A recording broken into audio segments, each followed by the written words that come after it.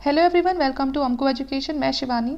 आज हम बात करेंगे पृथ्वीराज चौहान जी की बायोग्राफी के बारे में, जिसमें हम जानेंगे उनकी पूरी जीवनी कि उन्होंने अपनी लाइफ में कितनी बैटल्स लड़ी, उनका बर्थ कैसे हुआ, उनकी डेथ कैसे हुई, ठीक है, किस तरह से मोहम्मद गौरी के साथ उनकी बहुत सारी बैटल्स होती हैं। ठीक है, तो आज एक एक करके हम सब चीज़ें पढ़ेंगे। मुझे बताने की ज़रूरत नहीं है कि ये लेक्चर आपके लिए कितना इंपॉर्टेंट होगा। आप चाहे किसी भी गवर्नमेंट एग्जाम की तैयारी करें, तब भी आपको ये चैप्टर बहुत ज़्यादा फ़ायदा पहुँचाएगा। चाहे आप इसे ऐसे ही भी सुनेंगे तो तब भी आपके जनरल अवेयरनेस के लिए ये जो टॉपिक है ये अपने आप में बहुत इंपॉर्टेंट है। सब जो हमारे हिंदू शासक हैं, ये हमारे इतिहास के बहुत ही इंपॉर्टेंट रूलर्स रहे हैं, तो इनके बारे में जानना हमारे लिए बहुत ज़रूरी है अगर हम इतिहास को अच्छे से जानना चाहते हैं। तो चलिए अपने लेक्चर को स्टार्ट करते हैं। वीडियो अच्छा लगे तो लाइक कर दीजिएगा। पृथ्वीराज चौहान, ठीक है, तो सबसे पहले हमें याद रखना है ये कौन से नंबर के थे। ये पृथ्वीराज थर्ड थे, ठीक है, बहुत ही फेमस थे ये, ठीक है, पृथ्वीराज चौहान के नाम से। और Rai Pithora was one of the greatest Rajput ruler who were live, ठीक है, तो ये इनके अपने नाम थे जिस नाम से काफ़ी ज़्यादा उस समय फेमस थे। फेमस रूलर थे ये चौहान डायनेस्टी के, क्योंकि इनकी जो डायनेस्टी थी वो कौन सी थी, चौहान। और इस चौहान डायनेस्टी को उस समय चाहमान टेरिटरी के नाम से भी जाना जाता था, ठीक है। He controlled the present day Rajasthan, Uttar Pradesh, Delhi, Haryana, Madhya Pradesh and some part of Punjab from the twins capital of Ajmer and Delhi, ठीक है। तो ये जितना भी जो मैंने आपको नाम बताए हैं उस समय के, राजस्थान, उत्तर प्रदेश, दिल्ली, हरियाणा, जो आज हमारे लिए इस नाम से जाने जाते हैं, लेकिन उस समय ये सब इन नाम से नहीं जाने जाते थे।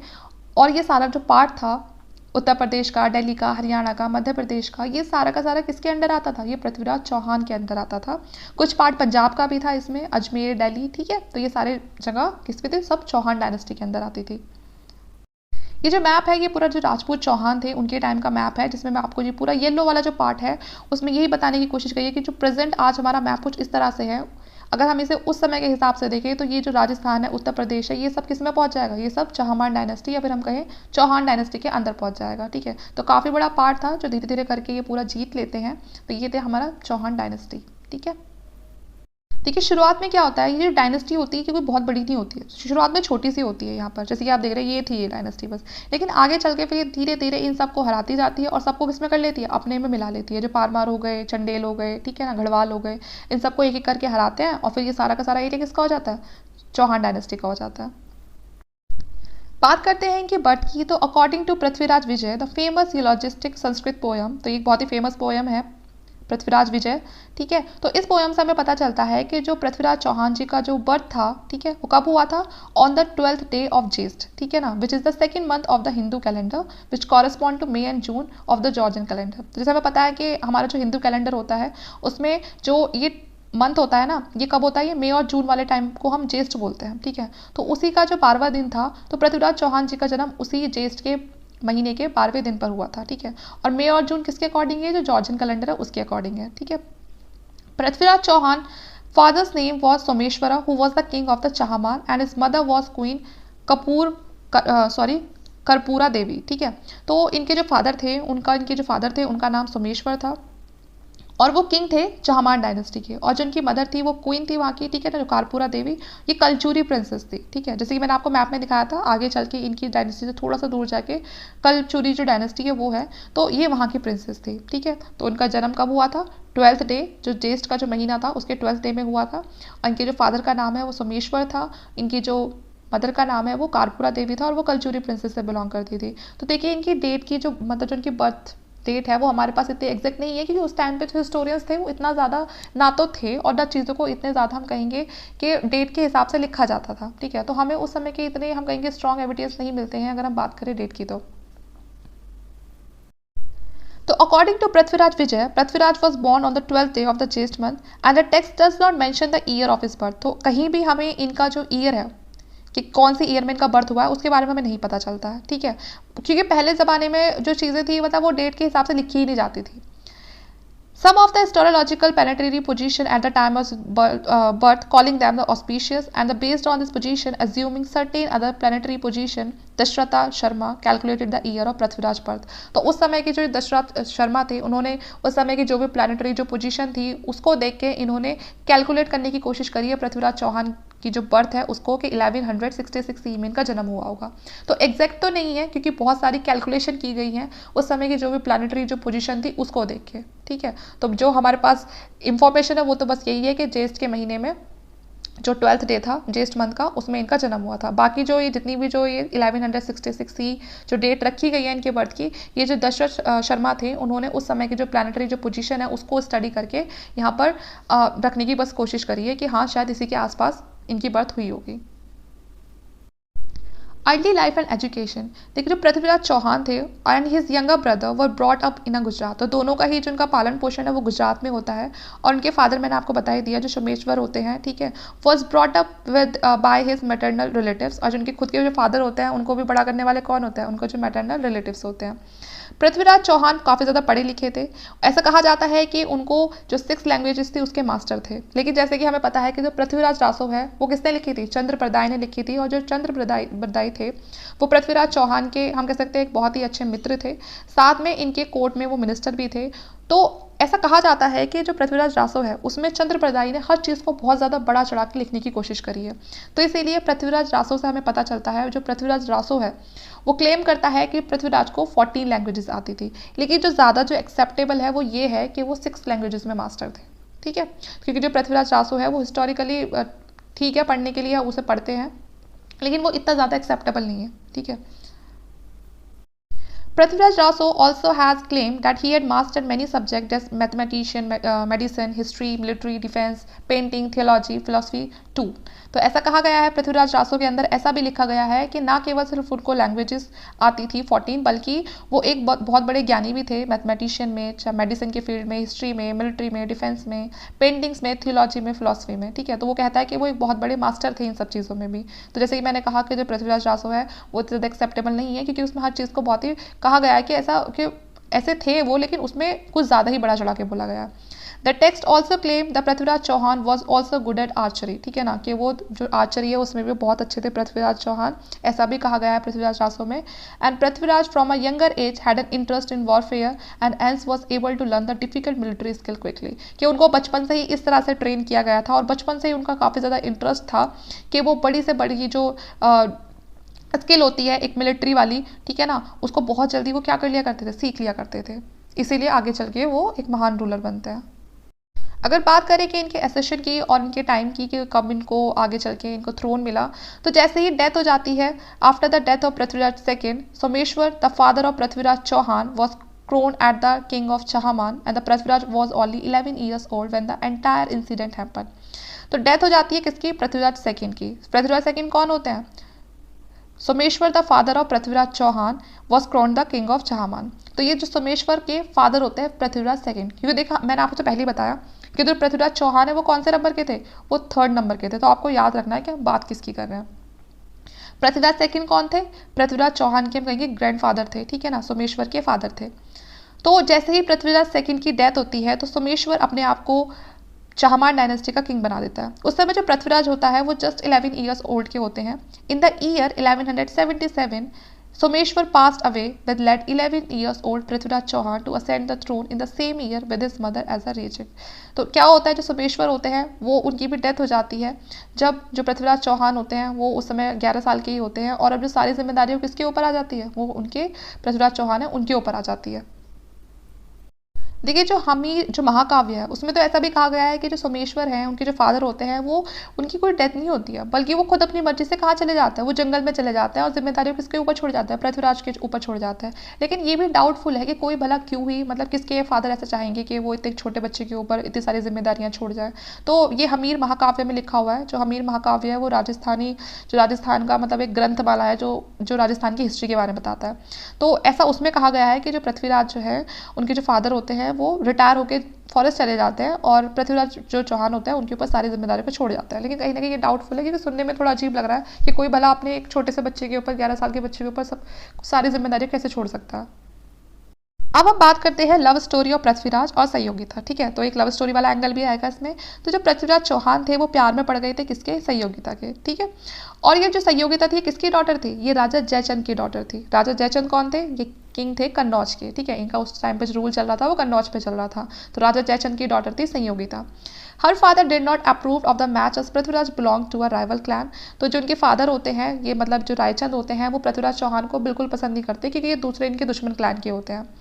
So he arranged a swayamvar for his daughter, to which he invited all the eligible king and a prince except Prithviraj Chauhan. तो अपनी बेटी संयोगिता के लिए क्या करते हैं, एक स्वयंवर ऑर्गेनाइज करते हैं, लेकिन उसमें ये सबको बुलाते हैं, सिर्फ किसको नहीं बुलाते हैं, पृथ्वीराज चौहान होते हैं, सिर्फ उनको नहीं बुलाते हैं। तो ये बात पृथ्वीराज चौहान को बड़ी बुरी लगती है और वो पहुंच जाता है उस चीज़ का बदला लेने के लिए।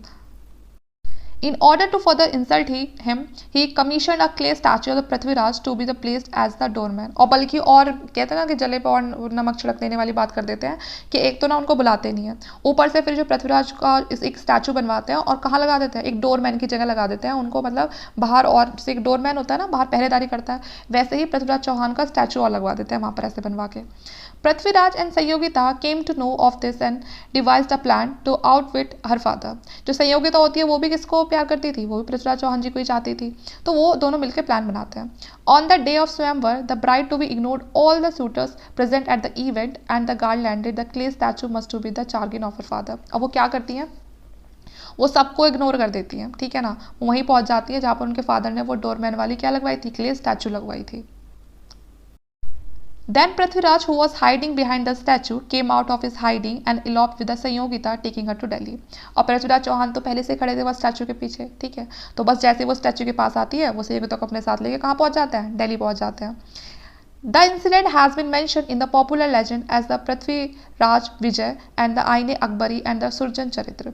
ये जो इंसिडेंट है कि किस तरह से जो संयोगिता और जो पृथ्वीराज चौहान होते हैं वो प्लान बनाते हैं वहाँ से निकलने का, ठीक है, ये जो स्टोरी मैंने आपको अभी बताई, ये जो स्टोरी है ये कहाँ कहाँ पर मेंशन है, ये आपकी जो पृथ्वीराज विजय है वहाँ पर भी मेंशन है, आईने अकबरी में भी मेंशन है, और जो सूरजना जो चरित्र है उसमें भी मेंशन है। The couple went on have the several children including Govindraj, Akshay and the रंसी। तो इनके जो बच्चे होते हैं उनके ये 3 के नाम दिए हुए हैं, गोविंदराज, अक्षय और रंसी, ठीक है। इनके अर्ली शुरुआत के टाइम पीरियड की बात करते हैं तो at the early age of his rule as a king Prithviraj Chauhan's mother manage the administration which was assisted by the regency council. तो शुरुआती जब ये इनकी अर्ली एज में ऐसा कहा जाता है कि जो इनकी मदर होती है वही सब चीज़ें एडमिनिस्ट्रेशन वगैरह को मैनेज करती है काउंसिल की हेल्प से। Upon becoming the king he set on the several campaign in order to expand his territory. लेकिन जैसे ये बड़े हो जाते हैं और अपनी जिम्मेदारियों को समझना शुरू कर देते हैं तो ये दूसरे कैंपेन चलाते हैं अपनी टेरिटरीज को एक्सपेंड करने के लिए। जैसे कि मैंने आपको शुरुआत में भी बताया कि शुरू में ये छोटी सी ही एक डायनेस्टी थी, लेकिन आगे चल के फिर ये इनको सबको हरा के सबको अपने में मिला लेती है, तो इस तरह से एक बहुत बड़ी फिर ये एम्पायर बन जाता है। अब जब ये अपने एक्सपेडिशन अपने कैंपेन आगे बढ़ाते हैं तो सबसे पहले जो उनका कॉन्फ्लिक्ट होता है वो होता है नागार्जुन के साथ। तो Prithviraj Chauhan took complete control in the year 1180 CE and soon he was challenged by many Hindu ruler. तो जैसे ही पृथ्वीराज चौहान का पूरा कंट्रोल आ जाता है, अब उनके चैलेंज मतलब उनके सामने कौन से चैलेंज आते हैं, एक तो बहुत सारे हिंदू रूलर्स, ठीक है, जो क्या चाहते थे कि चाहमान डायनेस्टी को कैप्चर करना चाहते थे, जो दूसरे हिंदू रूलर थे। सबसे पहले तो पृथ्वीराज चौहान जी को उनको हराना है। The first military achievement of Prithviraj Chauhan was on his cousin Nagarjuna. तो जो पहली लड़ाई होती है उनकी और जो पहली अचीवमेंट लड़के उन्हें मिलती है वो किससे मिलती है, जब वो खुद अपने ही कजन जो नागार्जुन होते हैं उससे उनकी फाइट होती है, ठीक है। तो ये नागार्जुन थे कोई और नहीं, कोई बाहर से नहीं थे, बल्कि इनके खुद के ही कजन थे, और इनका जो फर्स्ट मिलिट्री जो अचीवमेंट मिलता है वो नागार्जुन के साथ ही लड़के मिलता है। Prithviraj conflict with Nagarjuna. अब देखिए इसमें और क्या है, तो Nagarjuna was the son of Prithviraj Chauhan uncle Vigraharaja fourth, ठीक है। तो जो नागार्जुन होते हैं जैसे मैंने आपको बताया है पृथ्वीराज चौहान की क्या होता है, कजन होते हैं। तो पृथ्वीराज चौहान के जो अंकल होते हैं विग्रराज फोर्थ, ये नागार्जुन उन्हीं के बेटे होते हैं, who revolted against the coronation of in on the throne. क्योंकि पृथ्वीराज चौहान अगले किंग वही थे, ठीक है ना, वही बन गए थे, लेकिन क्या था हर किसी में, जैसे ही जो कोई मेन जो किंग होता था वो उसकी डेथ हो जाती थी तो उसके आसपास जो उसके भाई हो गए या उसके बच्चे हो गए उनमें सिर्फ इसी बात के लिए झगड़ा होता था कि थ्रोन पे बैठेगा कौन, तो सारे रिश्ते सब एक तरह से दरकिनार हो जाते थे। तो यहाँ पर भी वही होता है, थ्रोन के लिए ये सब झगड़ा होता है। And Prithviraj Chauhan showed his military supremacy by retaking the Gudapura which Nagarjuna has captured, ठीक है। और जो पृथ्वीराज चौहान होते हैं वो अपनी मिलिट्री जो सुपीरियमेसी होती है उसको दिखा देते हैं, क्या करके, जो नागार्जुन होता है वो क्या कैप्चर कर लेता है, जो गोदपुरा होता है उसको कैप्चर कर लेता है, और जो पृथ्वीराज चौहान होता है वो वापस से उसको ले लेते हैं। It was amongst the earliest military achievement of the Prithviraj Chauhan, ठीक है। तो ये बिल्कुल शुरुआत वाली उनकी, हम कहेंगे शुरुआत वाली जो उनकी लड़ाई होती है और उसमें वो जीत भी जाते हैं, ठीक है। इसके बाद और बहुत सारी बैटल लड़ेंगे वो, लेकिन अगर हम उनकी शुरुआती लाइफ की बात करें तो उसमें उनकी ये शुरुआत वाली बैटल होती है जिसमें उनकी फाइट होती है किसके साथ, नागार्जुन के साथ होती है, जो उनके खुद के कज़न है। आगे चल के फिर इनकी दूसरी डायनेस्टी के साथ झगड़े होते हैं, जिससे करके वो धीरे धीरे जो बाकी जो एरिया होता है उसको भी कॉन्क्वायर करते चलते हैं और सब कुछ अपने जो दिल्ली के आसपास जितनी भी जो टेरिटरीज होती हैं, ठीक है ना, दूसरी जो टेरिटरीज होती हैं उनको सबको किसमें मिला लेते हैं, चाहमान डायनेस्टी में मिला लेते हैं और अपना जो पावर होता है उसको राइज करते रहते हैं और बाकी जो जितनी भी जो आसपास अपराइजिंग होती है उनको पूरी तरह से डिस्ट्रॉय कर देते हैं, जिसमें से एक ये भी डायनेस्टी आती है, ठीक है, तो इसको भी वो हरा देते हैं। पृथ्वीराज कॉन्फ्लिक्ट विद चंडेलास, ठीक है, अब मैंने कहा ना एक एक करके सबको हरा देंगे, अब ये चंडेलास इनके सामने आ गए, ठीक है, तो ये चंडेल थे इनको भी हरा देते हैं और जो मदनपुर का जो इंस्क्रिप्शन है, ठीक है, पृथ्वीराज ट्रेन के बारे में बताता है कि किस तरह से जो जेज का भुक्ति, ठीक है ना, उस समय जो चंडेल वाला जो एरिया है उसको जेज का भुक्ति भी बोलते थे, ठीक है, और वहाँ पर जो चंडेल किंग थे वो वहाँ पर रूल कर रहे होते हैं, कौन, जो परामर्दी होते हैं वो वहाँ पर रूल कर रहे होते हैं, तो उनको भी ये क्या कर देते हैं, हटा देते हैं और उनको भी हटा के क्या करते हैं, अब वो जो चंडेल जो एम्पायर है वो भी किस डायनेस्टी है जो किसकी हो जाती है, वो भी पृथ्वीराज की हो जाती है। After the Chandel king was defeated by the Prithviraj, it caused many rulers to form a hate relationship with him, as a result of which an alliance was formed between the Chandel and Garhwal। तो देखिए अब जो वो सबसे लड़ते जा रहे हैं, आसपास के जितने भी जो छोटे छोटे डायनेस्टीज हैं उनको हरा के वो अपने में मिला रहे हैं, तो कहीं ना कहीं जो रिलेशनशिप है वो क्या हो जाएगी, वो हेटफुल हो जाएगी, उनके जो अलायंस थे अब जो अपने आसपास के जो दूसरे रूलर्स थे उनके साथ खराब होने लगते हैं, ठीक है, और जो चंडेल है वो किसके साथ मिल जाते हैं, वो गढ़वाल के साथ मिल जाते हैं, जो दूसरी जो और डायनेस्टी थी, ठीक है। अब जो चंडेल थे जैसे मैंने आपको बताया वो गढ़वाल की आर्मी के साथ मिल जाते हैं और उसके बाद वो दोनों मिलकर पृथ्वीराज पर अटैक करते हैं, लेकिन उसके बाद भी जो पृथ्वीराज होते हैं वो इन दोनों को ही हरा देते हैं। अलायंस क्या होता है, ब्रोक हो जाता है and both the Kings were executed a few days after the war, और कुछ दिन टाइम के बाद ही वो जो दोनों किंग होते हैं वो वहाँ से भाग निकलते हैं। The Kharataragaccha Pattavali has mention that a peace treaty was sign in the year 1187। बाद में बताते हैं कि दोनों के बीच में जो ट्रीटी होती है, ठीक है ना, एक पीसफुल ट्रीटी होती है, किसके बीच में, पृथ्वीराज चौहान और भीम सेकंड के बीच में, जो कहाँ के रूलर थे, वो गुजरात के रूलर थे, ठीक है, तो इन दोनों के बीच में ट्रीटी होती है, तो इससे साफ पता चलता है कि जो पृथ्वीराज चौहान है उन्होंने अपने आप को गुजरात वाले एरिया की तरफ भी बढ़ाने की कोशिश करी, ठीक है। अब देखिए ये तो चल रहा था इंडिया के अंदर सब कुछ, ठीक है, लेकिन अब बाहर से अटैक होगा, कौन करेगा, जो गुरिड्स हैं वो अटैक करेंगे, ठीक है, मोहम्मद गौरी वाले मैंने आपको लेक्चर में भी पढ़ाया था, एशियन इंडियन हिस्ट्री के, सॉरी मेडिवल इंडियन हिस्ट्री वाले लेक्चर में मैंने आपको पढ़ाया था कि किस तरह से जो अब जो मोहम्मद गौरी हैं और जो पृथ्वीराज चौहान है उनके बीच में दो बहुत ही इंपॉर्टेंट बैटल लड़ी जाती हैं, ठीक है, तो अब एक एक करके उनके बैटल के बारे में जानेंगे। तो अभी तक तो सब कुछ कहाँ चल रहा था, इंडिया के अंदर चल रहा था, अब आएंगे बाहर से अटैक होगा, ठीक है। War with the Ghurids. तो Prithviraj Chauhan predecessors had faced multiple raids from the Muslim communities that had captured the northwestern areas of the Indian subcontinent by the 12th century। तो जैसे कि हमें पता है पृथ्वीराज से पहले जो भी उनके और जो उनके जो जनरेशन थी उनसे पहले की बहुत सारे मल्टीपल जो रेड्स होती हैं वो फेस करती हैं मुस्लिम डायनेस्टी की तरफ से, कि कोई ना कोई नॉर्थ वेस्ट की साइड से तो कोई ना कोई अटैक करता ही रहता था। By the late 20th century, the Ghazna-based Ghurid dynasty controlled the territory of the west of the Chahman kingdom। लेकिन अब 12th सेंचुरी के आसपास क्या हो गया था, जो ये गुरिड डायनेस्टी थी, ठीक है ना, इसने जो चाहमान किंगडम का जो वेस्ट वाला जो एरिया था, ठीक है ना, इधर का जो एरिया था वो सारा क्या कर लिया था, अपने कंट्रोल में कर लिया था। अब उनकी कोशिश क्या थी, भारत के अंदर घुसने की। While Prithviraj was still a child, in 1175, the Ghurid ruler of Muhammad of Gaur crossed the Indus River and captured Multan। तो उस समय जब पृथ्वीराज चौहान काफ़ी छोटे थे तो ये तब की बात है कि जो गुरिड रूलर जो मोहम्मद गौरी थे उसने भारत में घुसकर जो इंडस रिवर है और उसके आसपास का जो मुल्तान वाला पार्ट है उसको तो कंट्रोल कर लिया था।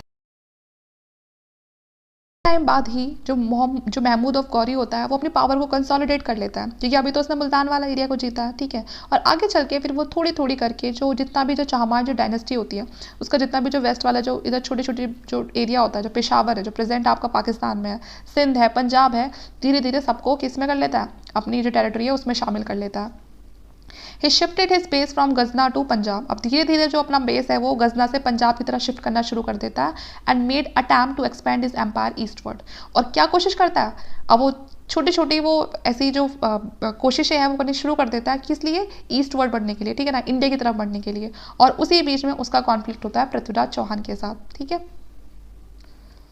इसमें सबसे पहले बात करेंगे हम फर्स्ट बैटल ऑफ तराइन की। तो देखिए फर्स्ट बैटल ऑफ तराइन है बहुत ही इंपॉर्टेंट है ये कब हुई थी, 1190 CE में हुई थी। Before this battle Mohammad Ghori had captured Tabarhind which was a part of Chahamana dynasty, ठीक है ना, तो जो ये तबर हिंद जो पार्ट था ये चाहमान डायनेस्टी का था, ठीक है, तो इसको मोहम्मद गौरी क्या कर लेता है, कैप्चर कर लेता है। और जैसे ये जो न्यूज़ है ये पृथ्वीराज चौहान जी के कानों तक पहुंचती है वो बहुत ज़्यादा गुस्सा हो जाता है।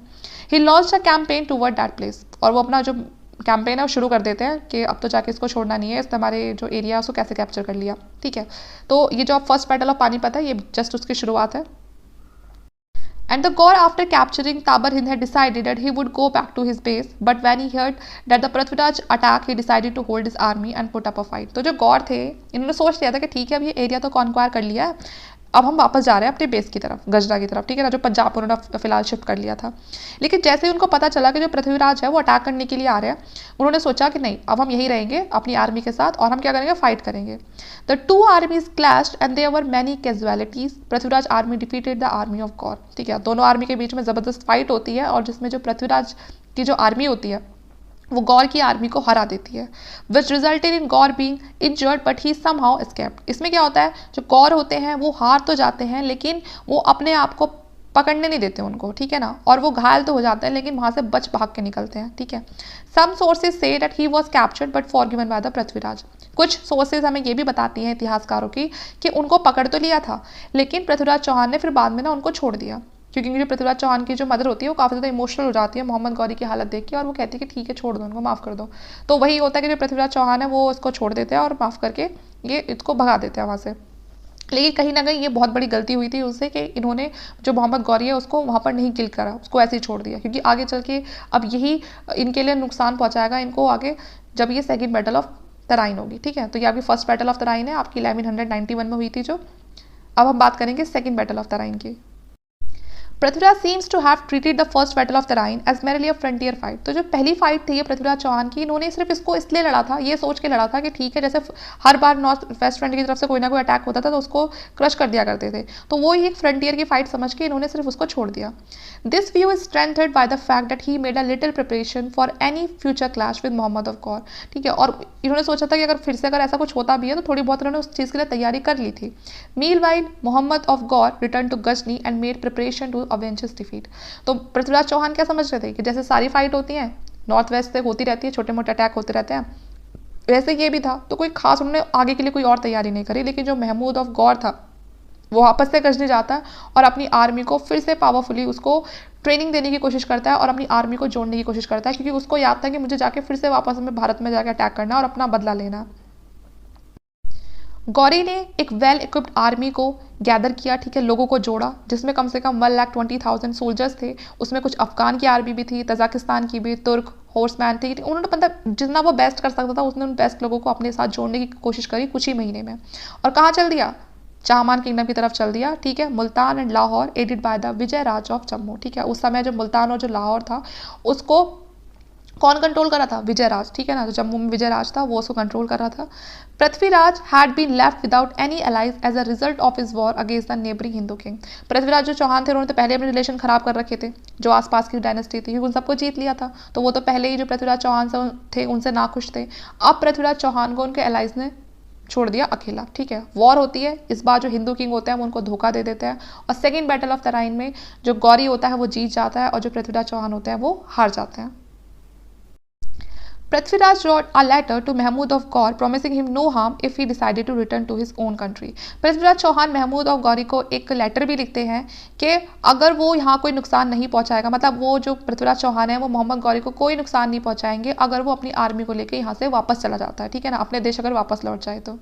Mahmood insisted that he need time to confer his Gajna based brother Ghiyasat al-Din and this gave the Chahman an impression that the Ghurid dynasty was still in campaign and observing the truth, ठीक है। और वो जो Mahmood of Gauri होता है वो भी अपनी अलग ही ट्रिक चल रहा होता है, वो भी इनसे कोई झूठी मूठी इस तरह की बातें बोल देता है कि उसको भी टाइम चाहिए, ठीक है। After reaching several miles away Mahmud formed 4 division with 10,000 archers each and he kept the rest of his army in reserve, ठीक है। He ordered the 4 division to launch an attack on the Chahamana camp. और आगे चल के वो तो क्योंकि तैयारी से आया था, वो तो जस्ट यहाँ पर बहाने मार रहा था। तो यहाँ पर आके जैसे ही कुछ दूरी पे वो चाहमान डायनेस्टी से कुछ माइल्स से वो बस दूर होता है, तो यह महमूद क्या करता है, 4 डिवीजन में अपनी जो आर्चर्स होते हैं उनको बांट लेता है और कहीं ना कहीं जो पूरा जो चाहमान जो डायनेस्टी होती है उसको उसकी चारों तरफ वो अपने जो कैंप होता है उसको लगा लेता है कि एक साथ जब मैं बोलूँगा तब अटैक करना, जिससे कि हम इनको पूरी तरह से इनको क्या कर सकें, ख़त्म कर सकें, ठीक है। और जैसे ही उसको एक सही टाइम लगता है वो अपनी जो 4 डिवीजन जो आर्मी को वो अलग अलग टुकड़ों में बांट देता है, उसको क्या बोलता है कि ठीक है अटैक कर दो, किस पे, जो चाहमान के जो कैंप है उन पर अटैक कर दो। At dawn, the 4th division of the Ghurid army attacked the Chahman camp while Prithviraj was still asleep, ठीक है ना। After a brief fight, the Ghurid division pretended to retreat in accordance with the Mahmud strategy, ठीक है। अब उनके बीच में fight हो जाती है जिस तरह से वो बोलता है। And Prithviraj was thus glued into chasing them and by their afternoon, the Chahman army was exhausted as a result of his pursuit, and at this point, Muhammad led his reserve force and attacked the Chahmans, defeating them and captured Prithviraj Chauhan. और जैसे कि पृथ्वीराज चौहान वो जो मोहम्मद गौरी चाहता था कि उसका जो अटैक है वो पूरी तरह सक्सेसफुल हो जाए, जो चहमान आर्मी है वो कहीं ना कहीं वीक पड़ जाती है मोहम्मद गौरी की जो स्ट्रैटेजी होती है उसके आगे। और जो मोहम्मद गौरी होता है वो अटैक कर देता है चहमान पे, और जो पृथ्वीराज होता है उनको कैप्चर कर लेता है और ठीक है, और उनकी आर्मी को पूरी तरह से डिफीट कर देता है। तो ये होता है सेकेंड जो बैटल ऑफ द राइन होती है उसका रिजल्ट। डेथ की बात करें तो ये पूरी तरह से क्लियर नहीं है कि एक्चुअली इनकी डेथ कैसे हुई थी और कब हुई थी। बहुत सारे जो मेडिवल जो सोर्सेज है वो सजेस्ट करते हैं कि जो पृथ्वीराज थे, ठीक है ना, was taken to Ajmer by Mahmud of Ghor and where he was kept as a good vassal. ये तो कुछ जो मेडिवल सोर्सेज है उनका कहना है कि जब पृथ्वीराज चौहान को मोहम्मद गौरी ने हरा दिया था तो उसके बाद जो मोहम्मद गौरी था वो पृथ्वीराज चौहान को अपने साथ अजमेर ले गया था और वहाँ ना उनको अपना वेसल बना के रखा था कि ठीक है मैं आपको यहाँ पर छोड़ रहा हूँ, आप यहाँ पर रूल कर रहे हो, लेकिन आपको क्या बनना है, मेरा वेसल बन के रहना, मेरे अंडर काम करना है। After some time Prithviraj Chauhan rebelled against Mahmud of Ghor and was later killed for a treason. और फिर कुछ टाइम बाद पृथ्वीराज चौहान की दोबारा मोहम्मद गौरी के साथ फाइट हो जाती है, उनके रिलेशन खराब हो जाते हैं और फिर तब वो मारे जाते हैं। ऐसा क्यों कहा गया है? क्योंकि फाइट के बाद भी बहुत सारे ऐसे सिक्के मिले हैं जिन सिक्कों के एक साइड मोहम्मद गौरी और दूसरी साइड पृथ्वीराज चौहान की इमेज डिपिक्ट की हुई है। तो ऐसा तो तभी हो सकता है अगर किसी के साथ अच्छे रिलेशन है, वरना मोहम्मद ऑफ गौरी को ऐसे सिक्के चलाने का क्या फ़ायदा पृथ्वीराज चौहान को मारने के बाद, और क्या ही पृथ्वीराज चौहान क्यों बनवाएंगे ऐसे सिक्के मोहम्मद गौरी से लड़ने के बाद। तो इसी वजह से इस तरह के जो सिक्के मिलते हैं उनसे इस तरह की जो मेडिवल सोर्सेज है वो सजेस्ट करती हैं कि ऐसा हुआ होगा कि बाद में शायद दोनों के बीच में कोई ट्रीटी हो गई होगी। This theory is supported by the horse and the bullman style coin which have the name of the Prithviraj on one side and the Mohammad बिन साम name on the other side।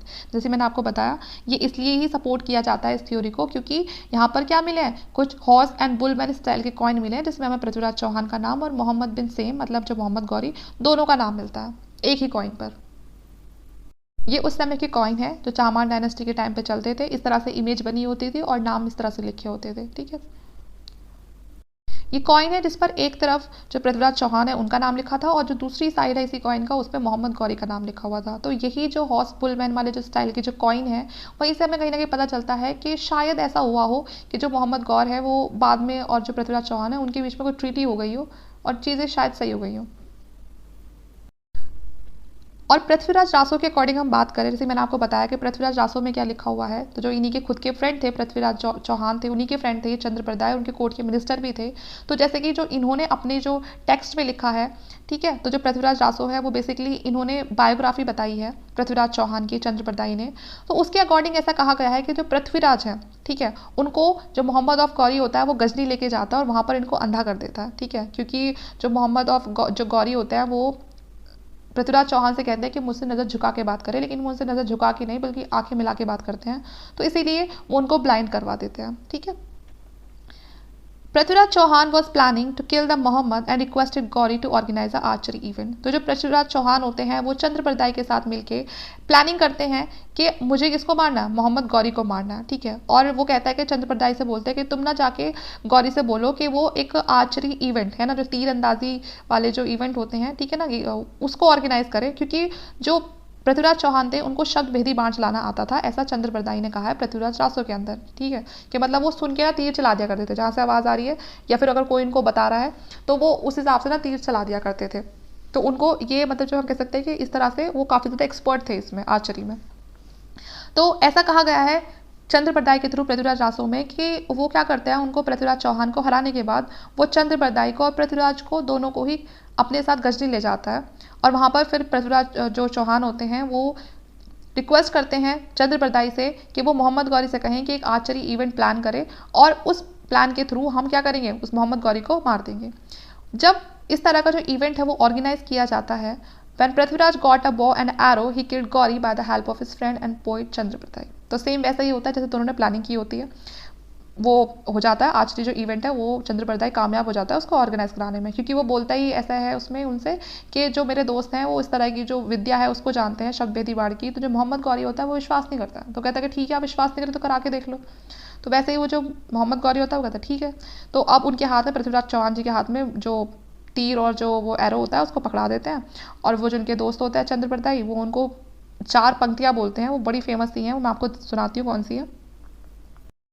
4 बास 24 गज, अंगुल अष्ट प्रमाण, ता ऊपर सुल्तान है मत चूको चौहान। ठीक है, तो वो चंद्रप्रदाई होते हैं वो इस तरह की 4 पंक्तियाँ बोलते हैं और वो बता देते हैं पृथ्वीराज चौहान जी को कि जो मोहम्मद गौरी है वो कहाँ पर बैठा है, कि वो 4 बास 24 गज की दूरी पे बैठे हुए हैं। ठीक है, और ऊपर की तरफ बैठा होता है थोड़ा सा, तो पूरी तरह से वो इन 4 पंक्तियों से जो पृथ्वीराज चौहान होते हैं उनको बता देते हैं कि वो कहाँ पर बैठा हुआ है, और पृथ्वीराज चौहान इन 4 पंक्तियों को सुन के मोहम्मद गौरी की तरफ तीर छोड़ देता है और वो जाके उनको लग जाता है और मोहम्मद गौरी मर जाता है। तो ये स्टोरी है किसके अकॉर्डिंग, पृथ्वीराज रासो के अकॉर्डिंग, जो हिस्टोरिकल तौर पे हम कहेंगे कि ज़्यादा एक्सेप्टेबल नहीं है, क्योंकि इसमें पहले से मैंने आपको बता दिया कि इसमें कहा गया है कि चीज़ों को बहुत ज़्यादा बड़ा चढ़ा के बताने की कोशिश की गई है, तो इसीलिए जो ज़्यादातर जो हिस्टोरियन होते हैं वो इसको नहीं मानते हैं। ठीक है,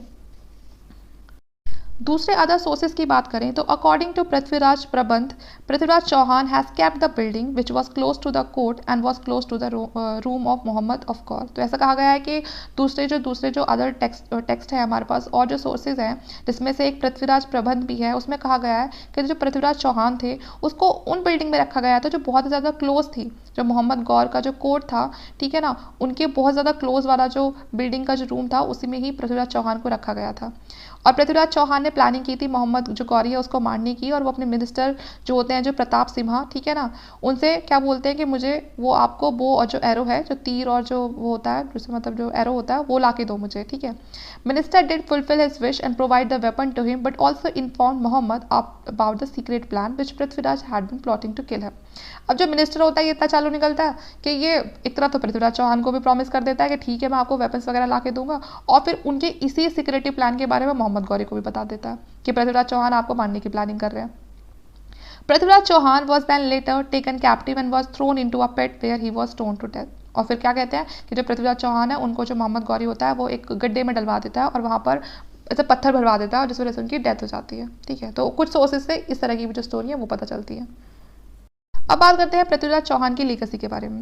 eight its peak Prithviraj Chauhan empire extended from the foothills of the Himalaya in the north till the Mount Abu in the south. जैसे कि मैंने बताया एम्पायर काफ़ी बड़ा हो चुका था इनका, पूरा हिमालय से लेके जो साउथ राजस्थान माउंट आबू की जो चोटी थी साउथ तक, वहाँ तक इनका पूरा का पूरा इन्हीं का एम्पायर था। His empire extended from the Betwa river to the Sutlej river when we consider east to west. तो पूरा जो बेतवा रिवर है वहाँ से लेके जो सतलुज रिवर है वहाँ तक इनका पूरा एरिया था, ईस्ट टू वेस्ट पूरा अच्छे से कवर किया हुआ था।